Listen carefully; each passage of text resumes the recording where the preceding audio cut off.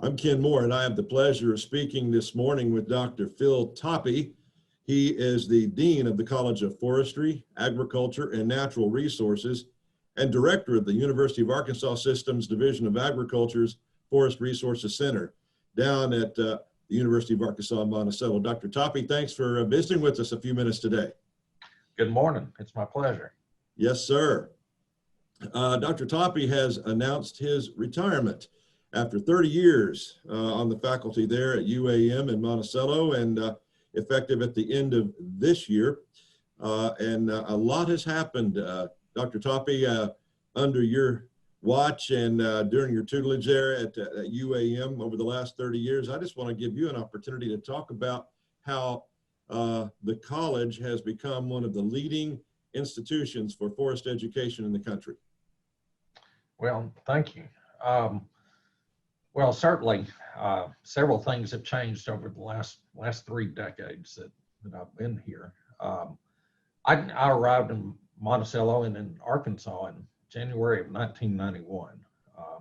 Came over here from Clemson University and had absolutely no intention of staying. I thought I'd be here a couple of years and then be out and on my way. And next thing I knew, I woke up and 30 years later, it's been a while. A lot of things have changed over that time period. When I first got here, we didn't have email. We certainly didn't have Zoom. And we didn't have a lot of the technology that we work with today.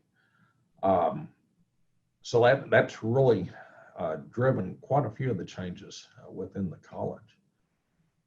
We also didn't have a graduate program at that time. That didn't come along till 1998. That was followed in 2000 by adding the geospatial science program. And then in 2012, we expanded even more, renovated all our facilities, added a new Clippard annex, and increased our capacity. And then that brought us to 2018, where the School of Forestry and Natural Resources and the School of Agriculture merged to form a much larger college. And that's kind of where we find ourselves today.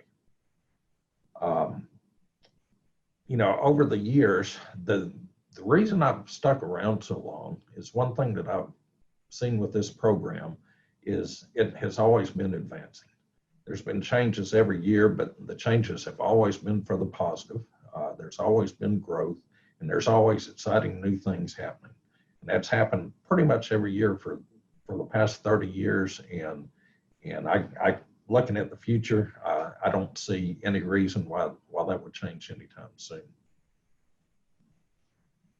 Well, we know that forestry and the timber products industry is so vital to Arkansas.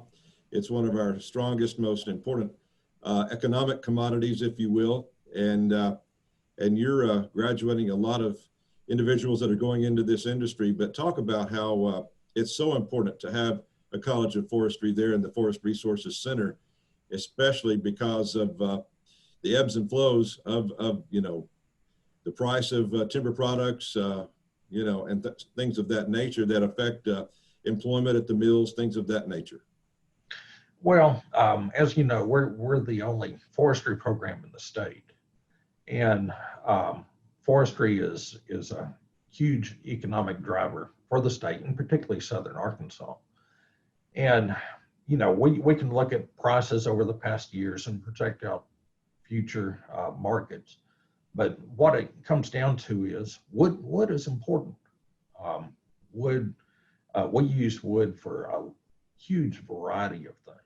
And being the only forestry program in the state, that just makes this program even more critical. We've always produced foresters. This program started back in 1945 when it was first originated by Hank Chamberlain.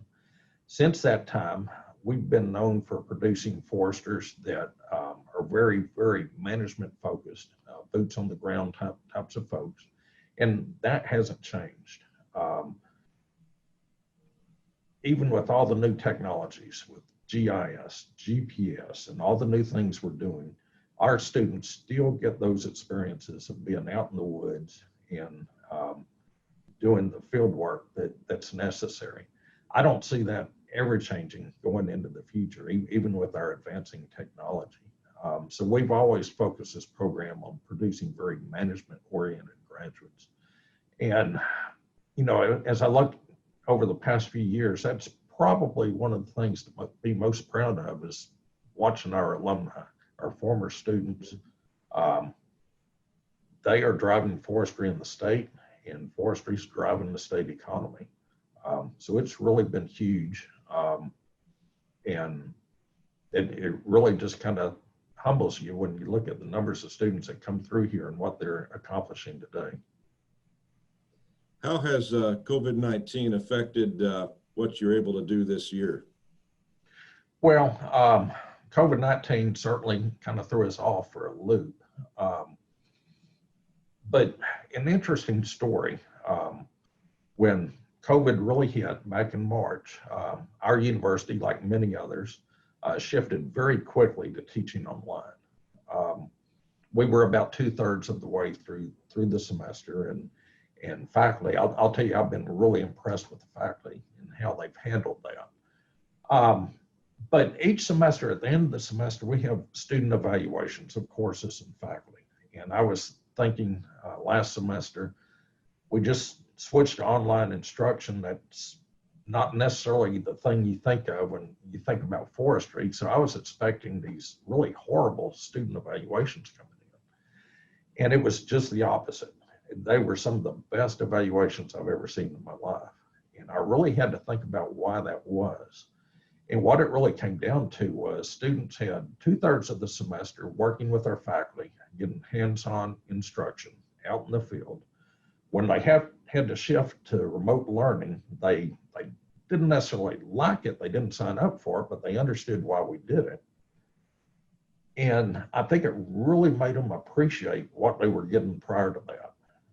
They really appreciated the hands-on instruction, the in-the-field instruction, the very practical advice they got in all their classes.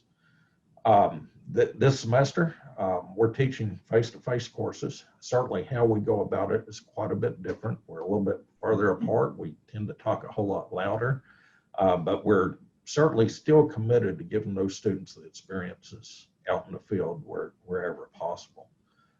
So COVID certainly has affected us, but as I said, I've been really impressed with the faculty. They've been very nimble in how they've had to change their instructional techniques. Planning or lack of planning, it's really hard to plan when you don't know what's going to be the new policy in the next day or two. And they've just done an outstanding job. How about your recruiting efforts to attract new students? What's the future look like for the college in that arena? Well, that's interesting that you bring that up. I believe it's tomorrow. We have a recruiting event. This is for our agriculture animal science program and pre-vet program, where we're doing a Zoom recruiting event. We've talked with a large number of high schools and counselors throughout the state. We're going to spend about an hour with students across the state on Zoom, talking about our agriculture program, our animal science program, our pre-vet program, interspersed with talks by our faculty and also some other video. So our instruction has certainly changed. We still have on-campus tours. We can still travel to some locations and provide information, and we will continue to do that. But we're getting into a whole new way of recruiting digitally now. And of course, social media's remained important, and that will continue on. But these virtual recruiting events, I think we're going to see many more of them. Well, Dr. Tappe, we certainly hope we can watch and monitor continued growth of the college there at UAM. And what's the future for Dr. Phil Tappe going forward after the end of this year? Oh, well, that's interesting. When I'm tired, I'll be able to sleep. And when I'm not tired, I'll be able to do things. Like many other retirees, for the first 2 or 3 years, me and my wife will be doing quite a bit of traveling and visiting faculty. And then after that, we'll just kind of see where it goes. I guess the one thing I'd like to leave us with, though, is I'm I'm really optimistic about the trajectory of this college. Right. Now that we've merged between forestry and agriculture, those two programs really support each other very strongly. We're the only institution in the state that has that unique combination. Forestry and agriculture have a huge amount in common, and it provides us a really good synergism, and it's going to be really positive for our students. So I really look forward to watching the great places that the college is going to go in the future. Well, Dr. Tappe, congratulations again on your pending retirement, and thank you for all you've done there to bring the College of Forestry, Agriculture, and Natural Resources to the level that it is right now. And enjoy your retirement. Thank you very much.